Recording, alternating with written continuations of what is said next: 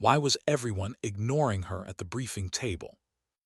The room was dim except for the harsh projector light cutting through cigarette smoke and coffee steam. Men shuffled papers, tapped pens, leaned toward one another with hushed remarks. Maps and satellite photos covered the walls. It was supposed to be a war room. Instead, it felt like a stage where she didn't belong. Her uniform was the same. Her credentials were in order. She had logged the hours, made the sacrifices, bled quietly so others could walk unscarred. Yet when she stepped into that room, silence followed her like an unwanted shadow. She sat down, hands folded, eyes steady. The commander spoke, pointing at coordinates on the map. No one turned her way. No one asked her opinion. It wasn't the first time, but tonight it hurt differently. The mission was dangerous. High-risk infiltration, precision strikes, a hostage extraction that hinged on timing down to the second. Every detail screamed for discipline, skill, nerve. And she had all of those. She knew she did. But what use was it when even in this room, filled with allies, she felt like a ghost no one wanted to acknowledge? She stared at the grainy satellite images, dust roads carving through jagged hills, a village, little more than mud and tin, where shadows could become threats in the blink of an eye, and then a red circle. That was where the hostages were believed to be held, too close to civilians, too many blind corners. Her pulse quickened. She saw patterns others didn't. Possible sniper nests here, escape routes there, but she didn't raise her hand, not yet. Because she remembered last time. The way a captain smirked when she corrected his assessment. The way they'd brushed her off. The way later, 2 soldiers didn't come back. Their names haunted her, even when she told herself it wasn't her fault. But the silence in the room tonight brought that memory clawing back. And she thought, if they ignore me again and someone dies, how will I carry it? The commander's voice cut through her thoughts. We'll need overwatch. We'll need steady hands. Who's best for the shot? There was a pause. She expected them to look past her again. And they did, eyes sliding across her face, toward men who'd failed the range test more times than she had bullets left to count. Her jaw tightened, and then she spoke. Sir, she said. Her voice was calm, but her hand trembled against her thigh under the table. I know the terrain. I've trained for this profile. If you want the shot clean, I'll take it. The room froze. A couple of chairs squeaked. One man coughed into his fist. The commander looked at her, really looked this time. For a moment, there was only the sound of the projector fan, clicking softly like a clock running out. Finally, he nodded once. Then it's yours. The shift was subtle, but she felt it. A weight pressing down. Responsibility, not just for the shot, for the right to exist at this table, to prove she wasn't a mistake in the roster. Later, as they filed out, she caught a lieutenant muttering under his breath, "Hope she doesn't choke." The words hit harder than any enemy fire. She didn't flinch outwardly, but inside, something cracked and then hardened. That night in the barracks, she couldn't sleep. She lay staring at the ceiling, listening to the slow drip of a pipe, the snoring of soldiers around her. In her chest, doubt wrestled with determination. She wanted to believe she belonged, but belief alone wouldn't steady her hands. She thought back further to why she was here at all, to a home that felt half-buried in dust and memory, to her brother's laughter, cut short by a roadside bomb years ago, to the promise she made at his grave, if I can't bring you back, then I'll fight so no one else has to lose what I lost. That promise had carried her through training, through isolation, through moments like this when the silence of her comrades threatened to suffocate her spirit. But tonight, under the weight of what was coming, she whispered into the darkness, I won't let them break me, not again. The next morning the sky was pale and restless, clouds shifting like soldiers marching without orders. She strapped on her gear, fingers steady now. Each buckle, each strap felt like a quiet vow. In the transport, engines roaring, the others joked to break the tension. She didn't join. She watched the ground blur beneath them, her reflection faint in the rattling glass. the reflection of someone caught between worlds, too hard to go back to who she once was, not yet sure she was strong enough for who she needed to become. The helicopter dipped low, dust stormed the air, voices barked commands, boots hit dirt. The mission had begun. She broke off, climbing higher ground with her spotter, a younger soldier who'd never worked with her before. He looked uncertain but not dismissive. Maybe that was enough. As they moved into position, she whispered, "Don't worry about me. Just trust the scope." He gave a short nod. That was all they needed. From their perch, the village stretched below, silent but too silent. Smoke curled lazily from one chimney. A dog barked once, then stopped. Children should have been running. Women should have been carrying water.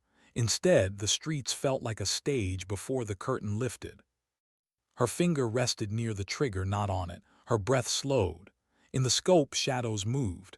Shapes blurred. Every detail mattered. And then she saw him, the hostage, dragged across the courtyard by two armed men.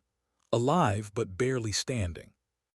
Her heart thudded. The mission was real now. Flesh and blood. Lives measured in seconds. The radio crackled. "Hold, wait for signal." She waited, muscles aching with stillness. And in that stillness, something strange happened. She thought of her brother again, but not of his death, of his smile, of the way he once told her she was braver than she believed. She blinked, clearing the mist from her eyes. She couldn't afford to break now. The signal came.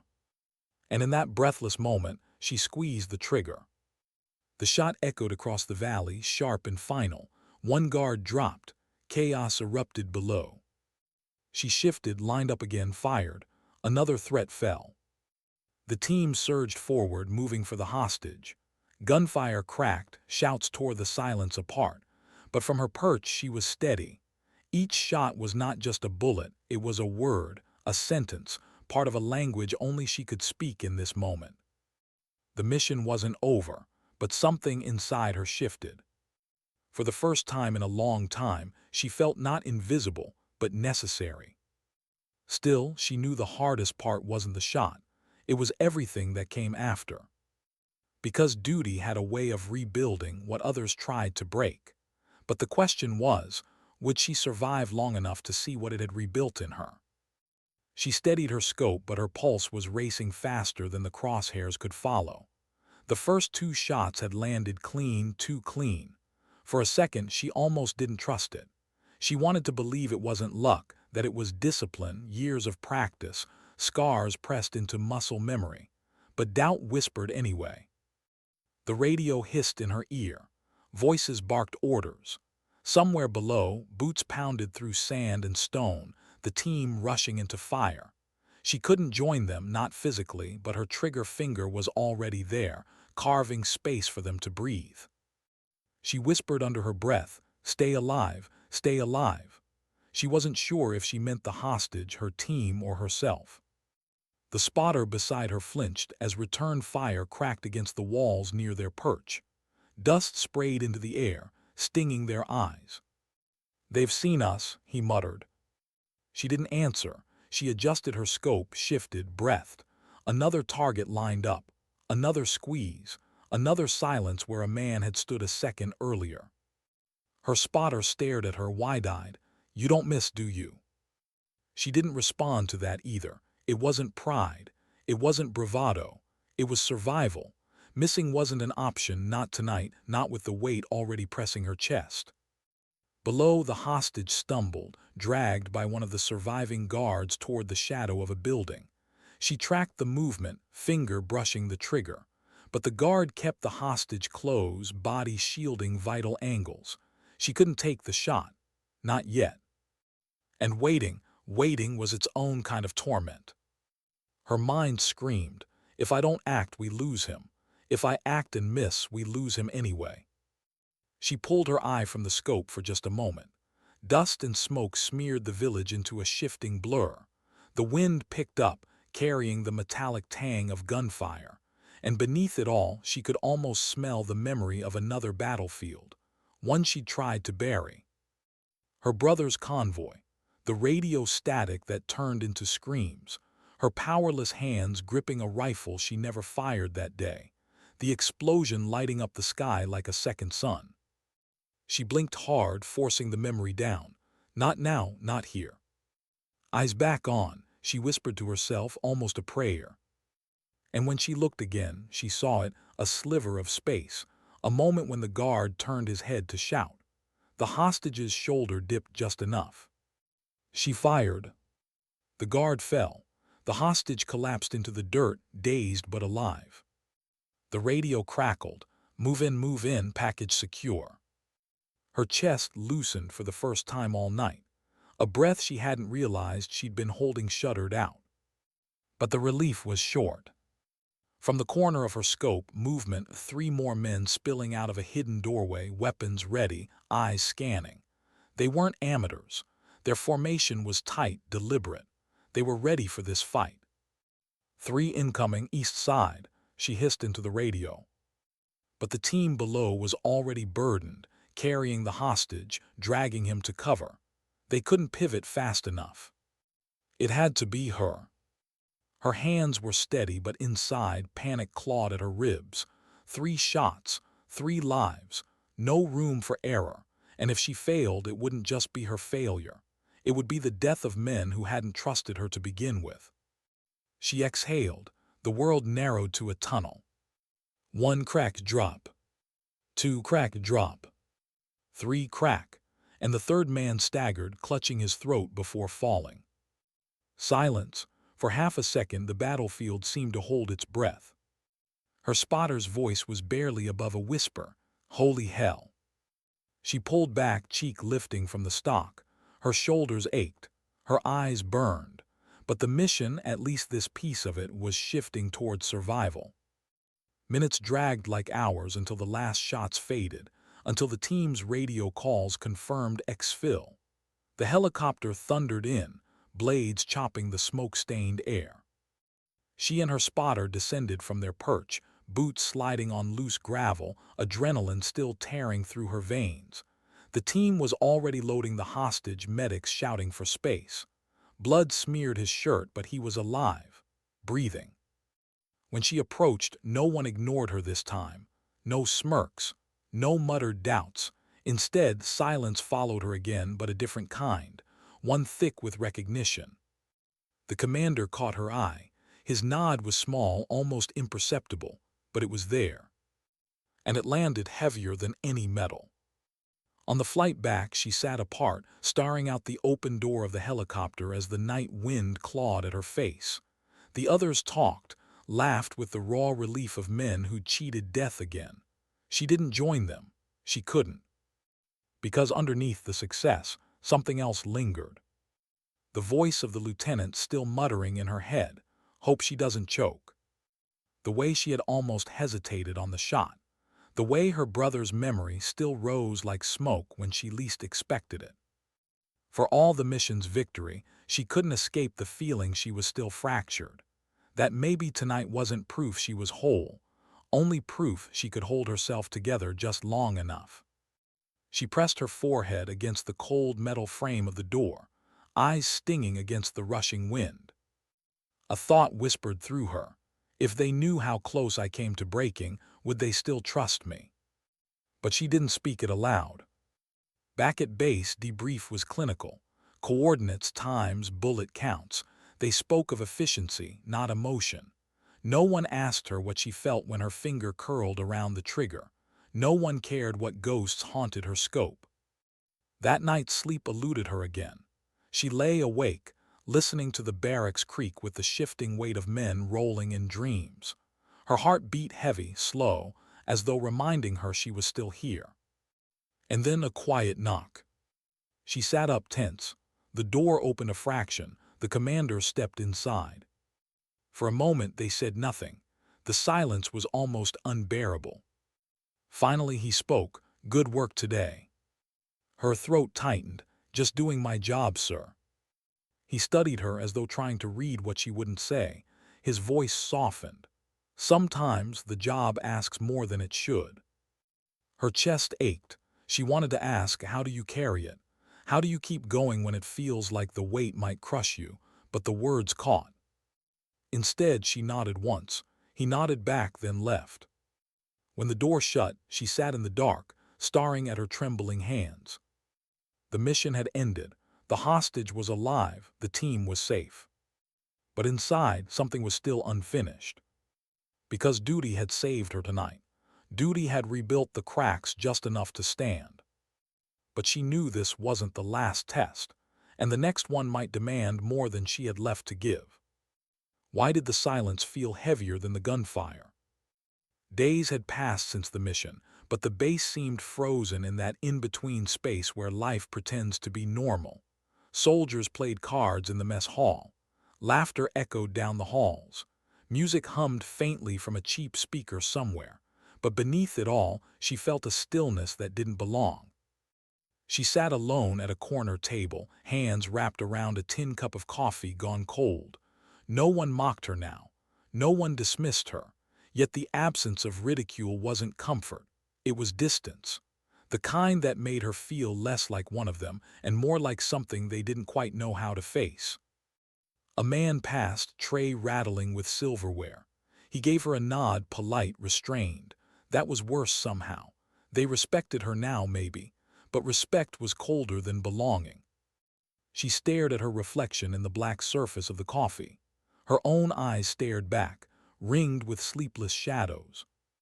The door clanged open. Orders barked from the hallway. A new mission was forming. She didn't move. Not yet. But she knew before they called her name that she'd be in it. Because once you prove yourself, there's no going back to invisibility.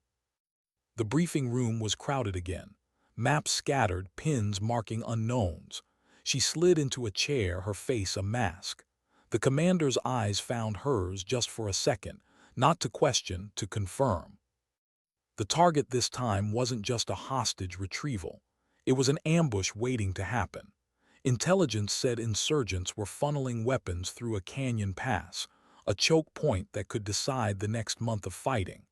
If they intercepted there, they could cut off supplies, maybe save dozens of lives down the line. But it would be brutal. High ground on both sides. No clean exit. Whoever took Overwatch would be the thin line between survival and massacre. Her stomach clenched. She already knew before the words left the commander's mouth. "You'll be on the ridge again." A few heads turned toward her. This time no one smirked. No one doubted. But in their silence she felt the pressure mount like a storm cloud pressing against her skull. After the briefing, as she gathered her notes, one of the younger soldiers approached, not her spotter from before, but another. His eyes were nervous, darting like a man who wanted to say something but wasn't sure if he should. Finally he muttered, I heard about last time. Just wanted to say, we're glad you were there." She blinked at him, caught off guard. Gratitude wasn't what she expected. But before she could answer, he'd already turned away, shoulders stiff, as though embarrassed by his own words. She stood alone again, papers clutched too tightly in her hands. That night she walked the perimeter of the base, boots crunching against gravel. The desert stretched endless beyond the floodlights, black and silent, a void that seemed ready to swallow anyone who wandered too far. The stars were sharp above, cold and indifferent. She tilted her head back, breath clouding in the chill air. Her brother used to point at the same stars back when they were kids. Used to say each one was a soldier who'd found his rest. Back then, it had comforted her. Now, the thought only made her chest ache. "Am I just walking toward becoming one of them?" she whispered into the night. No answer came. Only the hum of generators and the distant murmur of men pretending sleep. When dawn broke, she was already in gear. The ride out was long, the kind where silence builds like a second skin. Engines roared, sand whipped against metal. The soldier next to her, a broad-shouldered man with a scar tracing down his jaw, broke the silence at last. "You ever think about what you'll do after?" he asked. She blinked. After what? After all this, war, missions, guns, when it's done. Her throat tightened. She hadn't let herself think that far. What would she do after? Go home? Home wasn't the same anymore. The house was empty, Her parents gone, her brother buried. She had no anchor to return to. "I don't know," she admitted softly. He nodded, as if that was answer enough. But she caught the flicker in his eyes, like he carried the same uncertainty, the same hollow space where the future should be. The convoy stopped miles from the canyon. They moved on foot, packs heavy, weapons heavier. The sun beat down with merciless heat, baking the sand into glassy glare. She and her new spotter climbed the ridge, scrambling over rock and dust, lungs burning. Every step higher meant more distance between her and the others, more isolation. She didn't mind, usually. But today, each step felt like pulling away from the last threads tying her to humanity. At the top, she laid prone, rifle stretched out, scope catching the shimmer of the canyon below. The path was narrow, boxed by sheer cliffs, perfect for an ambush on either side. Her spotter sat up beside her, muttering coordinates. His hand shook just slightly. She caught it but didn't call him out. He was young, too young maybe. "Keep your breathing slow," she said quietly. "Match mine." He nodded, swallowing hard, trying. Time passed. Heat waves danced off the rock. Sweat stung her eyes. The waiting gnawed at her nerves. And in the waiting, the ghosts returned. Her brother again, his voice teasing her for being too serious, too stubborn, the flash of the explosion, his name carved into cold stone. She bit her lip until she tasted blood, anything to drag herself back to the present. Finally, movement, dust plumes in the distance, figures emerging, weapons slung, crates loaded onto mules. They moved with practiced rhythm. This wasn't desperation. This was supply, systematic, dangerous. Her breath slowed, the crosshairs steadied. Radio crackled. "Wait for green, wait." She waited, every second stretched. And then something off. A glint on the opposite ridge. Not her team, not friendly, a sniper. Her chest clenched. If she could see him, he could see them. "Contact ridge east," she hissed. Her spotter tensed. "Take it." She lined up.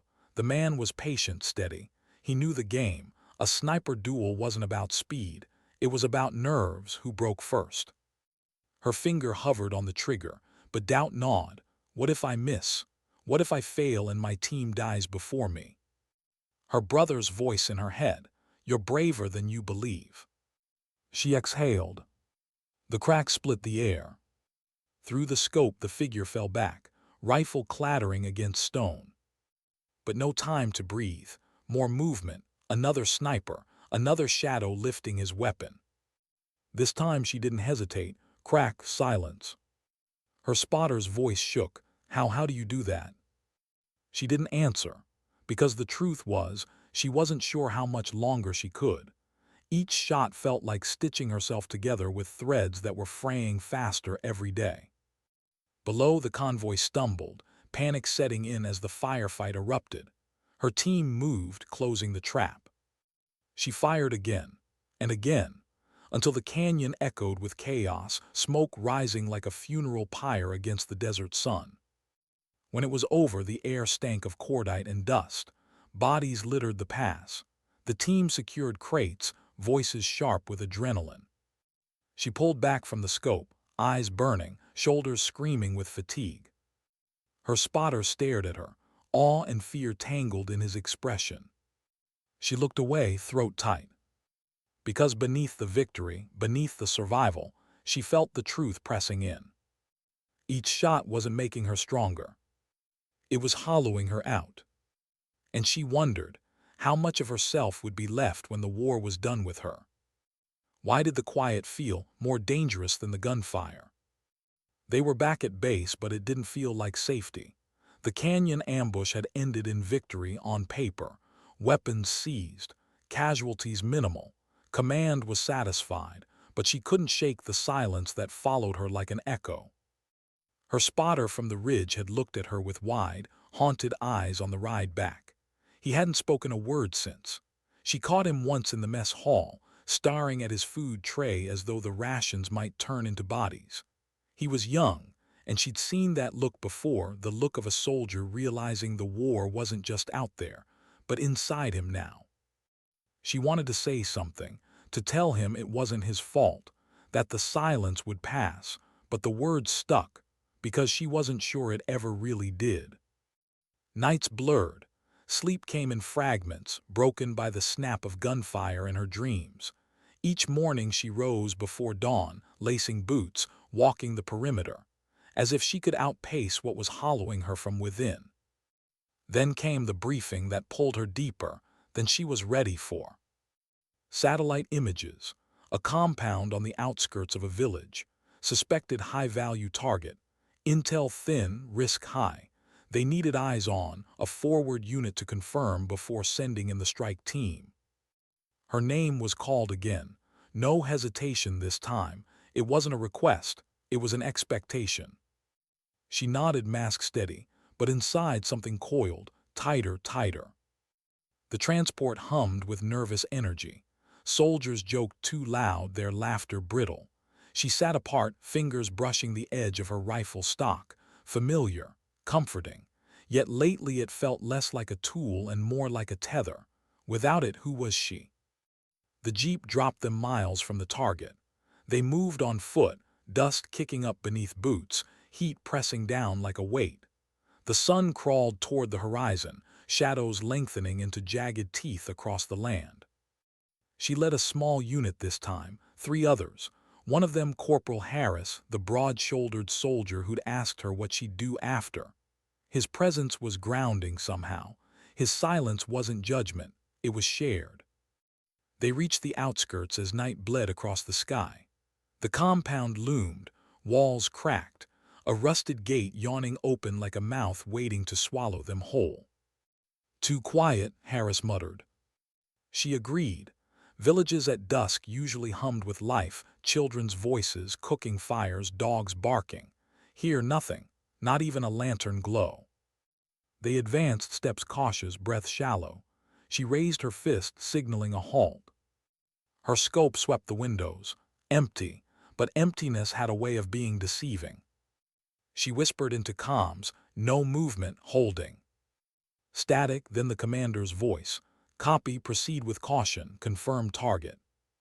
Her chest tightened. Orders were simple, but simple didn't mean safe. Inside the compound, dust coated every surface. Chairs overturned. A kettle sat cold on the hearth. It looked abandoned, too abandoned. Harris crouched by a door, hand brushing a trail in the dust. No one's lived here in weeks. She frowned. Something felt off, like a stage set after the actors had already fled. Then a sound, faint, metallic. Her breath caught, down. The explosion ripped through the silence, shattering walls into fire and dust. Heat slammed into her chest, flinging her back. Ears rang, vision blurred. She tasted blood. Her hands clawed at the ground, dragging herself upright. Harris lay nearby, groaning, blood seeping from his temple. Another soldier screamed, pinned beneath rubble. Her mind screamed with him, "It's a trap. We walked into a trap." Through the haze, shadows moved.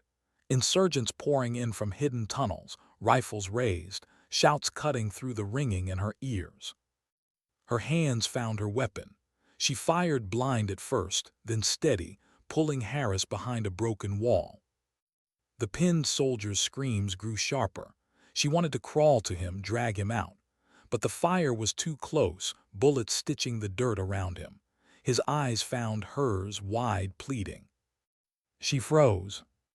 Every instinct screamed to move, to save him, but every calculation screamed the opposite.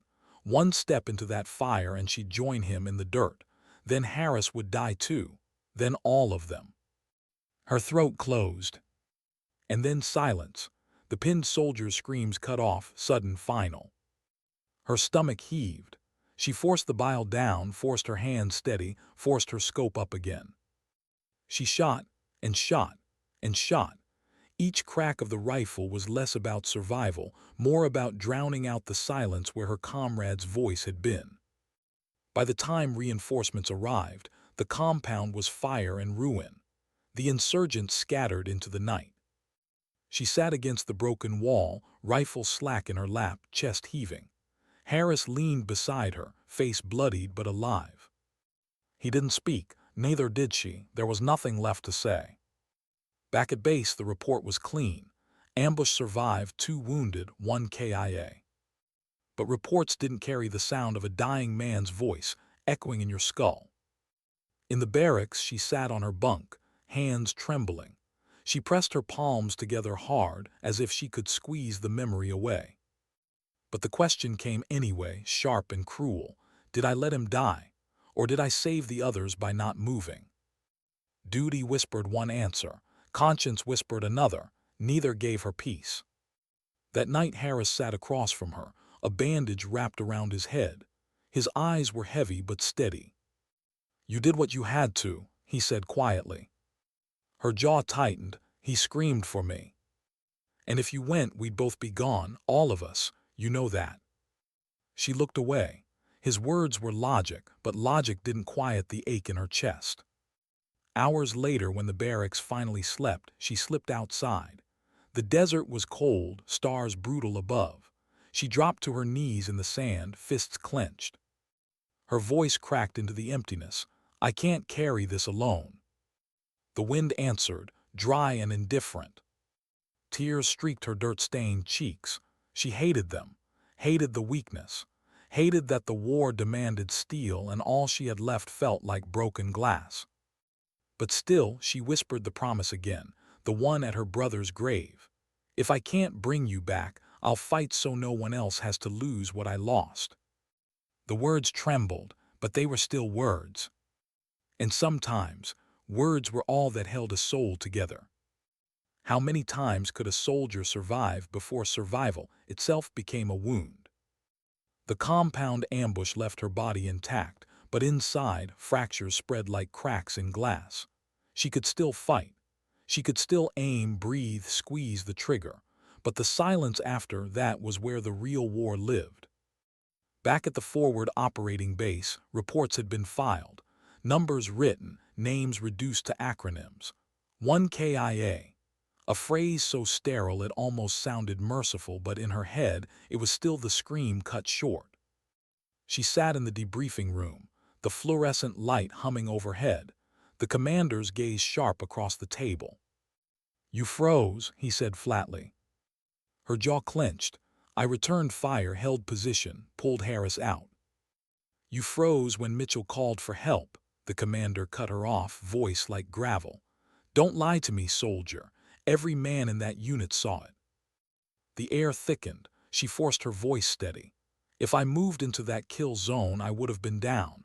Harris would have been down. We'd all be dead." Silence stretched.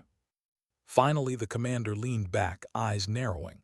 "So you made the choice, 1 life for 3. She hated how his words framed it, like it was math, as if she had been calculating ratios instead of choking on fear. "War isn't arithmetic," she whispered. His gaze hardened. "War is exactly arithmetic, and you did the right equation. Don't forget that."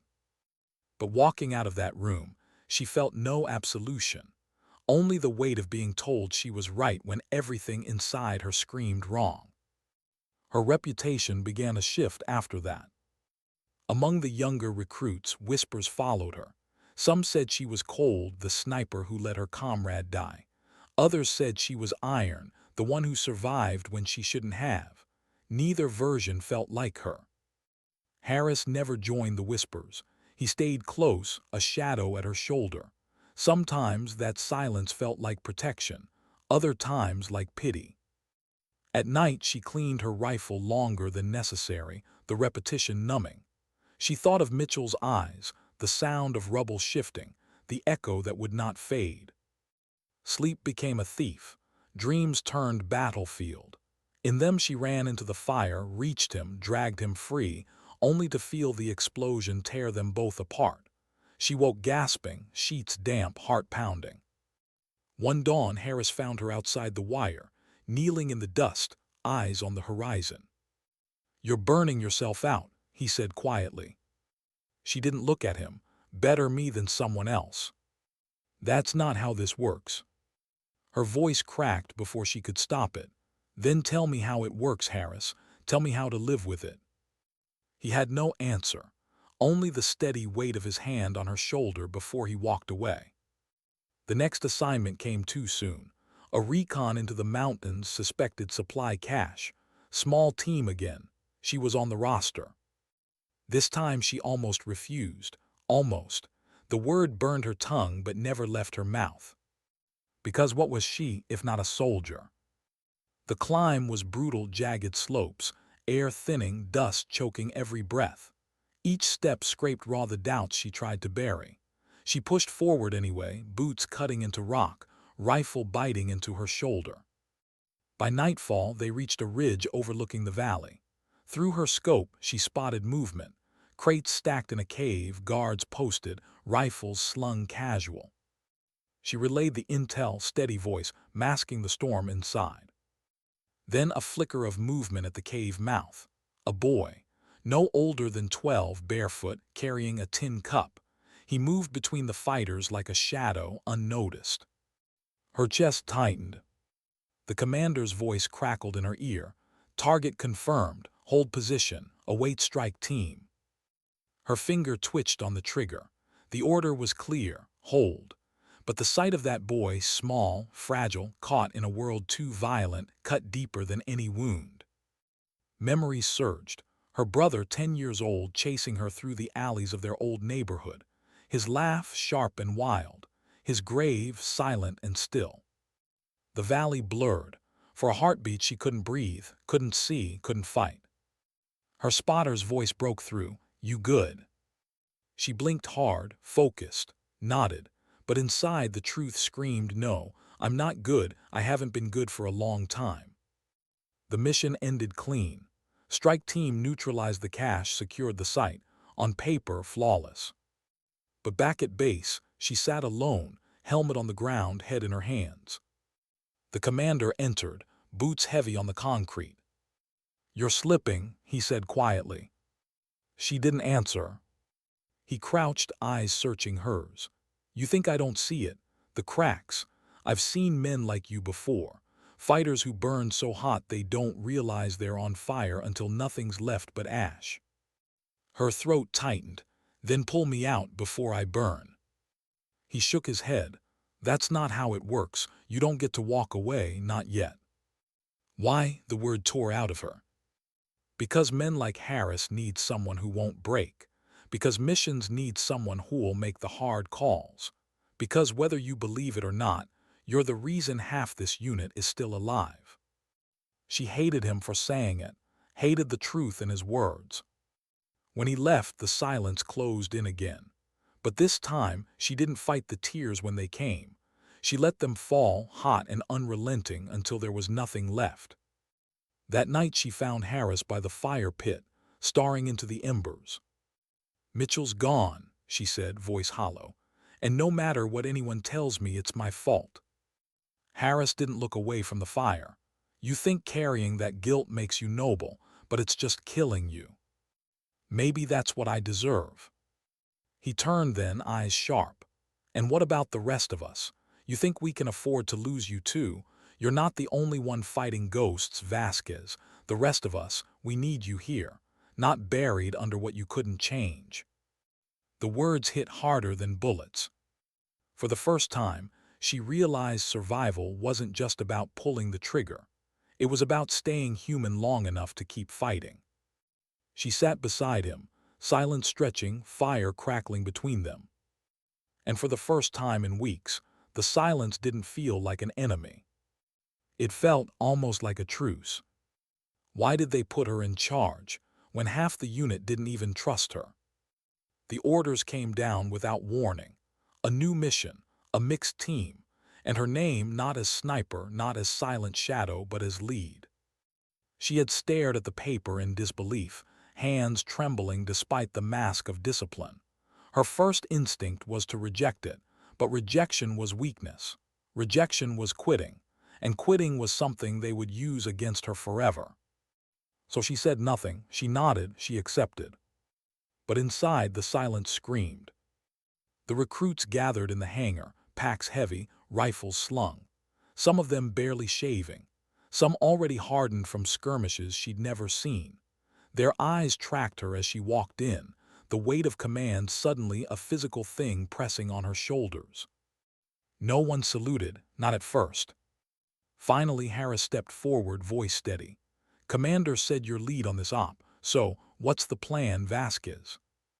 It wasn't disrespect, it was something worse, hesitation, a test. She laid the map across a crate, tracing the route with her gloved finger. Voice calm. "We move out before dawn, 2 fire teams, 1 flank north, 1 south. Rendezvous at the ridge. Objective is the relay tower. We plant charges, cut comms, exfil before enemy QRF." Her words landed like stones in water. Ripples of doubt spread through the faces around her. A tall recruit, barely 20, spoke up. "With respect, ma'am, why not send Harris lead? He's been here longer, knows the terrain better." The silence sharpened. Harris didn't answer for her, he just looked at her. Her jaw tightened. She could feel the eyes, the judgment, the memory of Mitchell's blood, of whispers that she froze, clinging to the room like smoke. But she didn't flinch, not this time. "Because Harris isn't lead," she said simply. "I am, that's the order. If you don't like it, take it up with command." Her tone wasn't loud, it wasn't angry, it was final. And in that moment, the first crack of silence broke. They moved out under a sky fading from black to ash blue, boots crunching gravel, cold biting at skin. Her heartbeat matched the rhythm of steps, fast, steady, relentless. She kept scanning the ridges, the tree line, the sky. Every shadow carried threat. Every breath of wind whispered of ambush. The recruits moved like they were carrying 2 battles, one against the enemy and one against their own doubt. She could see it in the way they held their rifles too tight, in the way their eyes flicked to her when they thought she wasn't looking. On the climb, one stumbled, a slip of boot against loose rock. He cursed under his breath, face red. She reached out instinctively, steadying his arm. He stiffened, embarrassed. "Relax," she said softly. "Terrain's unforgiving. Breathe with it, not against it." He looked at her like he wanted to argue, then, reluctantly, nodded. The smallest thread of trust, thin, fragile, but real. By the time they reached the ridge, the sun was bleeding orange over the horizon. The relay tower stood below, skeletal against the sky, guarded by a handful of fighters. She lay prone, scope pressed to her eye. She counted guards, positions, angles. Her voice was calm when she relayed the plan. 2 pairs move close, plant charges at the base, retreat to safe distance. The recruits listened, tension tight across their faces. No one challenged her this time. But when it came time to move, the youngest hesitated. The same boy she had steadied earlier. His breath was ragged, his hands shaking. She crawled close, voice low. "What's wrong?" I can't. Not after what happened to my brother. They sent him in first. He never came back. I'm not." His voice cracked. "I'm not ready." The others were watching, every second stretched. And inside, the old doubt surged again. The voice that said she wasn't ready either, that she had no right to lead when she couldn't even save Mitchell. But she pushed it down. "You're scared," she whispered. "That's good. Fear keeps you sharp. But listen to me, you are ready. Because you're not going in alone, you're going in with me." His eyes widened. "Your lead," another recruit muttered. "You can't." "I can," she cut in. "And I will, let's move." The descent into the valley was a crawl through silence and stone. Every heartbeat pounded like a drum. Every breath tasted of dust and metal. They reached the tower base. She planted the first charge with practiced hands, motioning the boy to set the second. His fingers shook, but he followed her lead. For a moment, it felt almost calm. Then the crack of a rifle, the sting of rock exploding inches from her head. Contact. Chaos erupted. Bullets shredded dirt, sparks lit the steel frame. The recruits dove for cover, panic spilling into shouts. Harris' voice barked orders from the ridge, laying suppressive fire. She didn't think, she moved. She grabbed the boy, shoved him behind a concrete block. "Stay down." She peeked around the corner, scope snapping to a muzzle flash. One squeeze, one target down. Another appeared, climbing the tower ladder. She exhaled, squeezed again. The body fell. Her world narrowed to rhythm. Breathe, aim, fire. The tower became a cage of echoes, but her focus never wavered. For the first time since Mitchell, she didn't freeze. She fought. And when it was over, when the last shot faded, when Harris signaled all clear, she realized her hands weren't trembling. Not anymore. The charges blew minutes later, the tower collapsing in a roar of fire and dust. The recruits cheered, adrenaline breaking the silence. But she didn't cheer. She just stood there, chest heaving, eyes fixed on the boy beside her. He was smiling, shaky, uncertain but real. "You were right," he said quietly. "I was ready." And in his eyes she saw something she hadn't seen in a long time. Not judgment, not whispers. Belief. Back at base, the commander met her outside the debriefing room, his expression unreadable. "I heard you went down there yourself," he said. She nodded. "I did what I had to." For a long moment he studied her. Then, to her surprise, a ghost of a smile touched his lips. Sometimes leadership isn't about standing above. Sometimes it's about kneeling beside. Don't forget that. She didn't answer. She just walked past him, boots echoing in the corridor. Inside, though, something shifted. For the first time, the guilt wasn't the only voice she heard. There was another, quieter one. Maybe she could rebuild. Not for command, not for reputation, but for the one still breathing beside her. That night, as she sat alone cleaning her rifle, Harris appeared in the doorway. "You did good today," he said simply. She didn't look up. "I almost lost them." "But you didn't." The silence between them stretched. Then he added, softer, "And you didn't lose yourself either. That matters more." She paused, hands stilling on the rifle. For the first time, the weight on her chest didn't feel suffocating. It felt lighter. What happens when the silence finally catches you? She had been running from it for weeks, filling the gaps with orders, with missions, with the sound of rifles and radios. But silence has a way of finding cracks, and when it slips in, it doesn't whisper. It roars. The night after the tower mission, she woke drenched in sweat, breath ragged, pulse hammering. Another dream. Another rerun of Mitchell's last scream. But this time it wasn't just him. The boy recruit was there too, caught in the blast. Blown apart in a nightmare that never happened but felt more real than the day before. She staggered outside, boots crunching gravel, the desert air sharp and cold. The camp was still, only the faint hum of generators in the distance. She wanted to scream, but no sound came, only the weight of her chest collapsing in on itself. She sank to her knees in the dust, rifle forgotten beside her. And for the first time, she thought the thought she had sworn she never would. Maybe it would be easier if I didn't come back at all. The next morning, the commander noticed. He always noticed. "You're hollow," he said, cornering her outside the mess hall. "Like a shell that hasn't figured out it's cracked." She didn't respond. She just kept walking. He caught her arm. "Don't walk away from me, Vasquez." She spun on him, voice sharp. "Then stop treating me like I'm some broken tool you can fix with words." The commander's jaw tightened.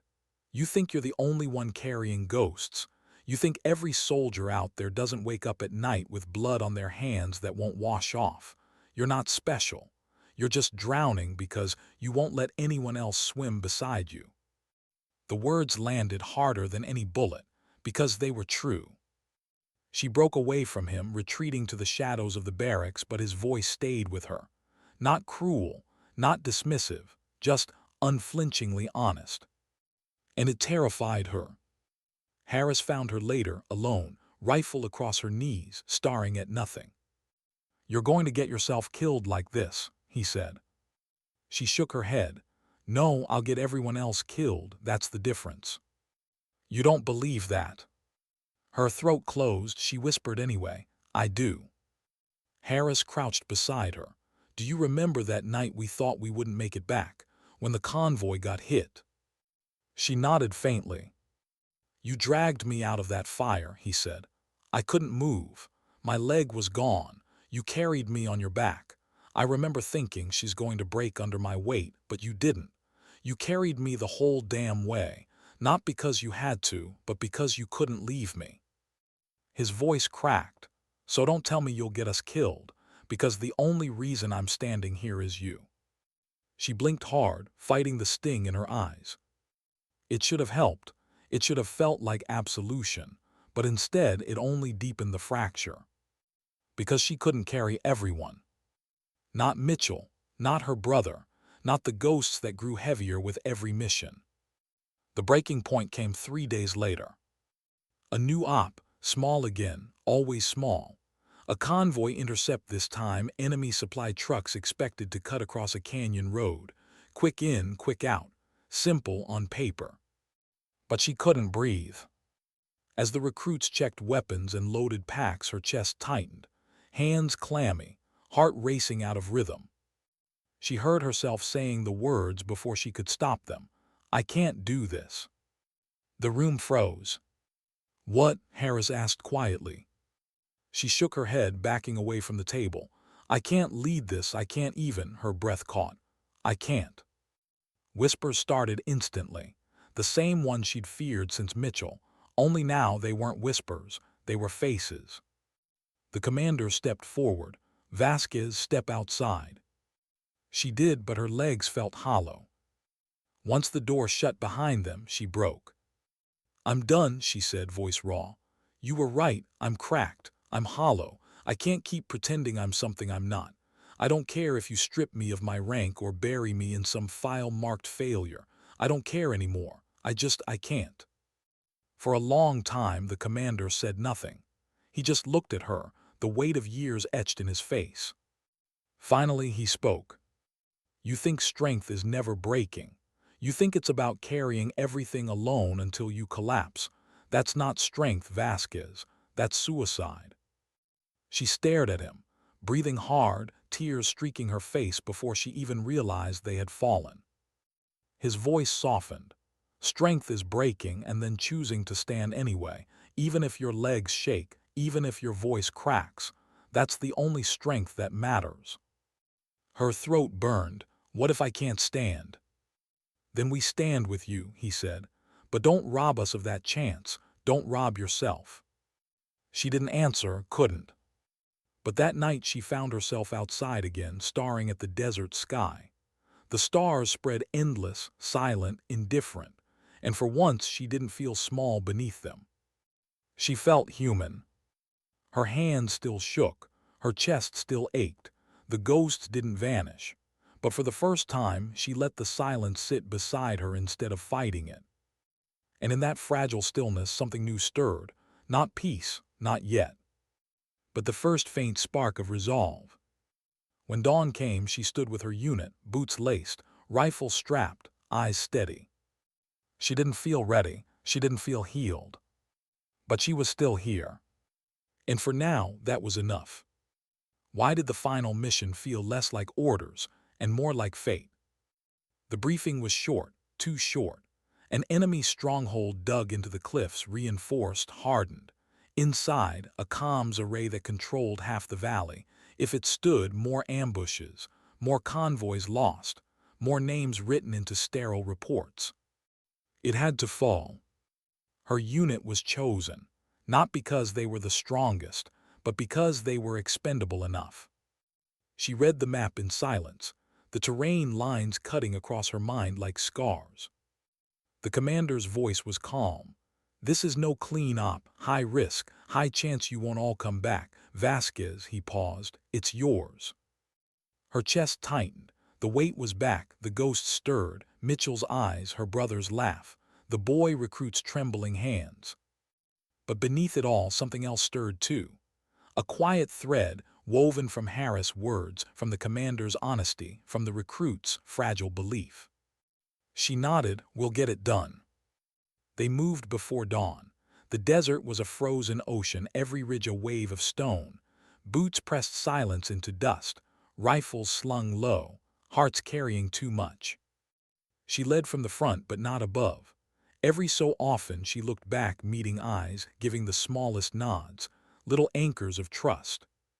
By the time they reached the canyon mouth, the sun was bleeding gold. The stronghold loomed ahead, carved into rock, its walls scarred with rust and fire. Through her scope she counted patrols, guard towers, searchlights sweeping, every detail logged, every heartbeat steady. The plan was brutal in its simplicity. 2 fire teams, 1 diversion, 1 assault. Plant charges on the comms array. Exfil before reinforcements crushed them. Simple, deadly, necessary. The diversion started with thunder. Harris' team opened fire from the ridge, bullets carving echoes into stone. Guards scrambled, searchlights swung wild. "Go," she hissed, pushing her team forward. They sprinted low, hugging shadows, boots skidding on gravel. Gunfire roared above, dust choking the air. At the comms chamber door she planted her charge, sweat burning her eyes. The boy recruit, the same one who had once frozen, covered her with shaking hands, muzzle steady. She looked at him and in that split second saw the transformation. Not a scared child anymore, a soldier. The door blew inward, smoke and shrapnel. They rushed inside. The comms array towered above them, a metal spine humming with stolen power. "Set the charges," she ordered. They moved fast, planting explosives at each support. But then footsteps, shouts, enemy fighters flooding the corridor. The firefight was instant, deafening. Bullets tore through consoles. Sparks lit the chamber. Her team huddled behind cover, returning fire in bursts. She sighted through her scope, breath calm, every shot deliberate. 1 down, another, the rhythm familiar, but not empty this time, not frozen. Her world didn't shrink. It expanded to every soldier's heartbeat, to every shout of fear, to the mission itself. For the first time, she wasn't just surviving, she was leading. Then the worst sound, the boy recruit's cry. He was hit, shoulder torn, blood soaking his sleeve. He collapsed against the console, eyes wide with shock. The old fear surged, the memory of Mitchell, of freezing, of loss. But this time she didn't stop. She moved. She dragged him behind cover, pressing his wound, voice sharp. "Stay with me. Look at me, damn it." His gaze locked to hers, desperate, trembling. And in that moment she made a choice. Not arithmetic, not ratios. Just him. The charges ticked. The comms array groaned, the metal spine cracking. "Harris status," she shouted into comms.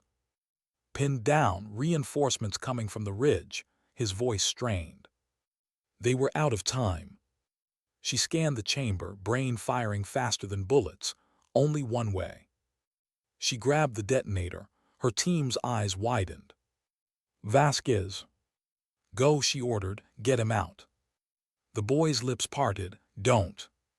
She pressed the detonator. The world became fire. When she woke, there was silence, not the silence of ghosts, the silence of aftermath. Smoke hung in the air, stone crumbled around her. The comms array was gone, reduced to twisted wreckage. Her body ached, ears rang, but she was alive. Harris' face appeared above her, blood streaking his cheek, eyes fierce. "You're insane," he said hoarsely, "but you did it." The boy recruit was alive too, pale, wounded but breathing. Her chest eased, just a fraction. Because this time she hadn't lost him. The exfil was chaos. Gunfire chased them through the canyon, dust choking every step. But the stronghold was broken, the mission complete. When they reached the base at dawn, the commander was waiting. He studied her as she staggered off the transport, armor scorched, eyes hollow but steady. Then he did something no one expected. He saluted. The recruits froze. Harris blinked. She stood there stunned, the weight of silence pressing heavier than ever. Slowly, almost reluctantly, she returned the gesture. And in that moment, she understood. The salute wasn't for perfection.